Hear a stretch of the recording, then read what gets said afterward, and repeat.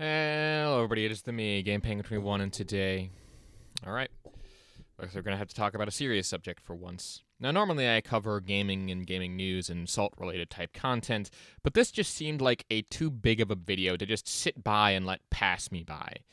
And quite honestly, I do believe that this is going to impact at least a couple of people, as this one right here is quite interesting. Now, about what has happened over the past week, other than some of the gaming news and stuff that I've already covered, this video is one that is going to be just one that I just rant a little bit more than usual. So I'm going to try to keep this condensed as much as possible, but it is with a very kind of sad heart that I talk about the former CEO, Susan Wojcicki, has died at the age of 56. Now, this was reported by Dexerto. Obviously, this is the tweet that I found, but this is one of those things where I looked around the internet and it does seem to be true. There does also seem to be a sort of eulogy or paying forward or some sort of speech given by her husband, as well as her other kids. And unfortunately, this also comes a few months after her son, unfortunately, also had this same sort of incident, not with cancer, which she was battling for the past 2 years, I believe, but with some sort of other related incidents involving drugs.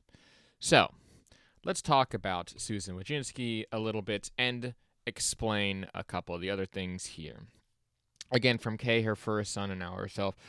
May their souls rest in peace. And of course, like I said, both Marco Trooper was the son of the CEO, Susan Wojcicki, and he died at the age of 19. He was found unresponsive in his dorm at UC Berkeley. Again, this seems to have been some sort of drug-related incident of that, and quite honestly, that's very tragic. And that, I believe, also happened back in February, so several months later, and Susan herself has unfortunately lost her battle with cancer, which is very unfortunate. And whether or not you understand or really praise or denounce whatever Susan was doing when she was the CEO at YouTube, she did come into a very tough spot whenever she was doing it. Now, I'm not going to say that as an excuse to say that everything that she did was for the betterment of the platform or that she was a good CEO despite the circumstances or blah, blah, blah. Because here's the thing. While it is true that I am very much a critic, I do believe that critiquing someone's actions and someone's opinions are very important to try to correct certain behaviors. However, I make it very clear I try to not attack the person directly unless it's sort of in a joking type manner, which, again, more comes down to jokes and stuff like that. But overall, while I don't agree with everything that Susan has done for the platform, at least for the most part, there are some things that she did that she ended up making some good decisions. And overall, I think through the course of her life, she did happen to have a lot of good in there. And I wish her family the best for whatever it is. And again, I never really interacted with the whole YouTube partnership program personally. I never gotten paid by YouTube so far. And frankly, I don't really care. But I think that it's best to introduce, or best to talk about at least Dennis's, or Mr. Dennis's, take on the matter, which is basically just a heartfelt eulogy of it, or a message from the Susan Wojcicki's father of 26 years, sharing the news of her passing. This was made by a parody account, but the message is from Dennis Trooper's original account. So let us read this and take a moment of silence, I guess. I don't know. It is with profound sadness that I share the news of Susan Wojcicki's passing. My beloved life of 26 years, a mother of her 5 children, left us today.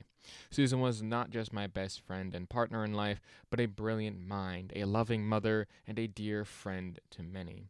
Her impact on our family and the world was immeasurable. We are heartbroken but grateful for the time we had with her. Please keep our family in your thoughts as we navigate this difficult time. Now, obviously, yes, While again, this is Susan Wojcinski that we're talking about here, and some of you may have your opinions on her. Overall, I saw not a lot of people talking about this, but also a couple of people insulting and a couple of people praising her decisions and stuff. So overall, I do think that there is some things to be talked about here. Now, to talk about one of the other ones that are very weird here is Pimpmaster Borda comes back with a very interesting tweet talking about the, quote, rewriting of history, as he puts it. With that being said, let's take a look at this. The amount of history rewriting in the comments is incredible. He's talking specifically about, I believe, the Dexerto tweet or several of the other tweets where they're talking about this. Susan has brought in mass demonetization, a system that so broken at first that hundreds of thousands of creators lost their jobs / side hustles. If a Walmart CEO did something like this, they would be among the most hated. Even today, it regularly makes glaring mistakes, and being able to speak to normal human at YouTube is near impossible. And I do believe that he is correct in that context. I think that he does have some points, at least with that first point. We'll get into the other ones as well later in this in a second. But that is true. She did make some of those decisions, and I do believe that the implementation could have been better. And it's one of those things where it's very weird that some people still think that influencer is like a job, which, I mean, it is. So, I don't know. It's just very strange to me that people don't think that way. Next up is continuing on with this. She says she brought in censorship so high to please advertisers that mentioning you were LGBTQ plus in a video could get it demonetized. The lawsuit against YouTube and Google got thrown out only because they had Section 230 protecting even when they admitted it was happening, quote, by mistake.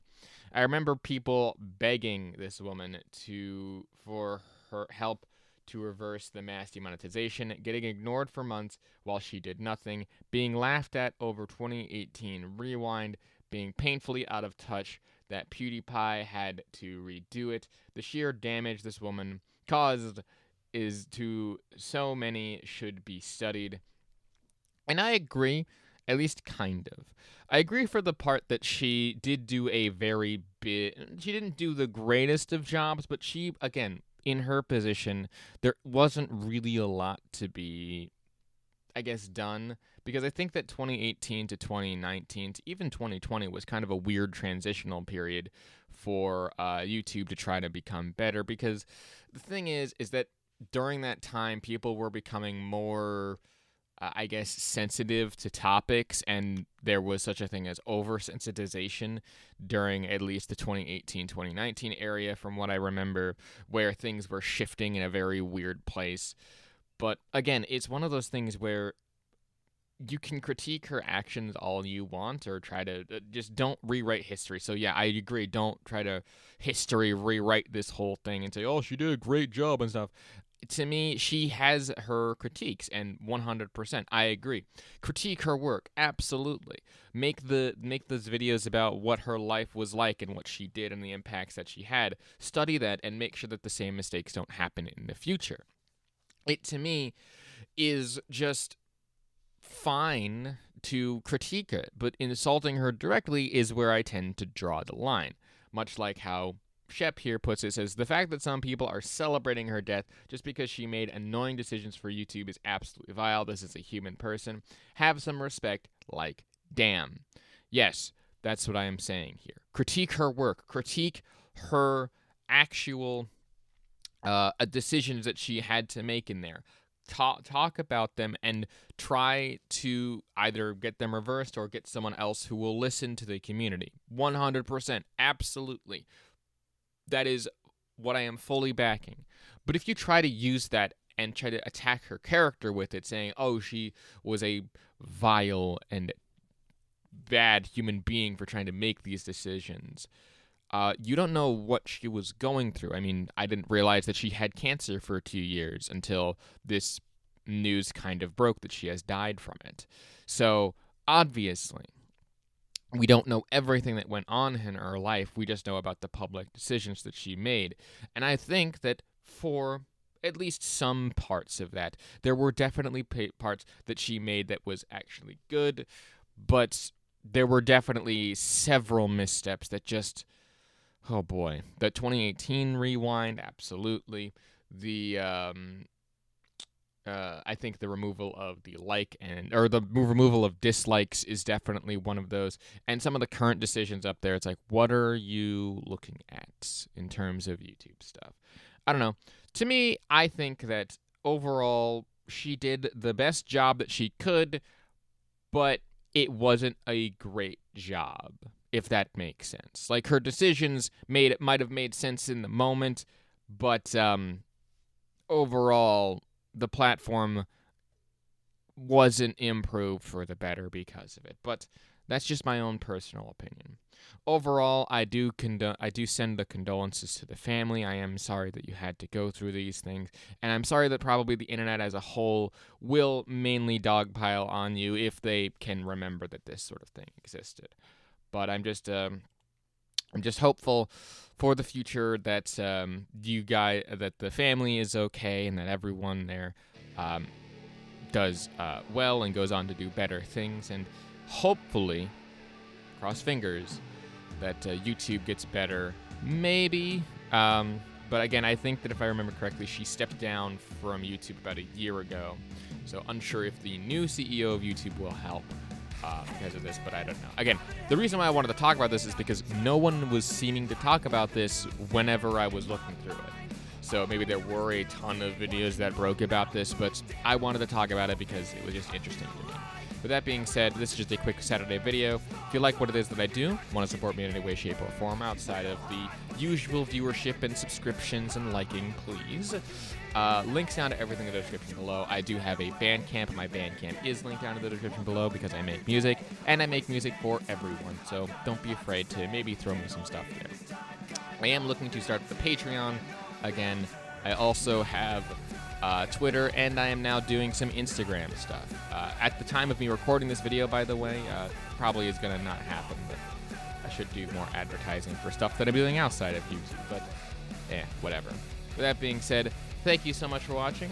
If you like thank you so much for watching again. My name is GamePenguin21. This has been an episode of me talking about another serious topic. And a peace.